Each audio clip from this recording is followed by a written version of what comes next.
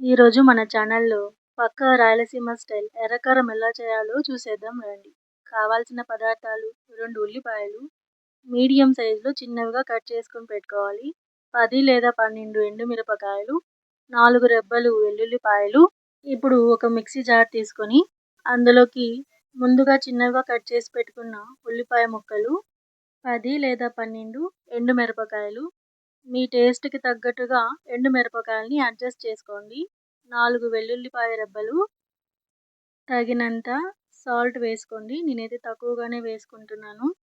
ఇందులోకి వాటర్ ఏమి యాడ్ చేసుకోకుండా గ్రైండ్ చేసుకోవాలండి. దీన్ని స్మూత్‌గా మెత్తగా గ్రైండ్ చేసుకోకూడదు. దీని కన్సిస్టెన్సీ ఎలా ఉండాలంటే వీడియోలో చూపిస్తున్న విధంగా ఉండాలి. ఇప్పుడు దీన్ని సర్వింగ్ బౌల్‌లోకి తీసుకుందాం. ఈ ఎర్రకారాన్ని ఇడ్లీ, దోస, వడ, మిరపకాయ బజ్జీలు, బోండాలు, గుంత పొంగనాలలోకి వేసుకొని కాస్త నెయ్యి వేసుకొని అద్దుకొని తింటూ ఉంటే అద్భుతంగా ఉంటుంది. ఒకసారి మీరు కూడా ఈ రెసిపీని ట్రై చేయండి. ఈ వీడియో మీకు నచ్చితే ఒక లైక్ కొట్టి మీ ఫ్రెండ్స్ అండ్ ఫ్యామిలీ మెంబర్స్‌కి షేర్ చేయండి.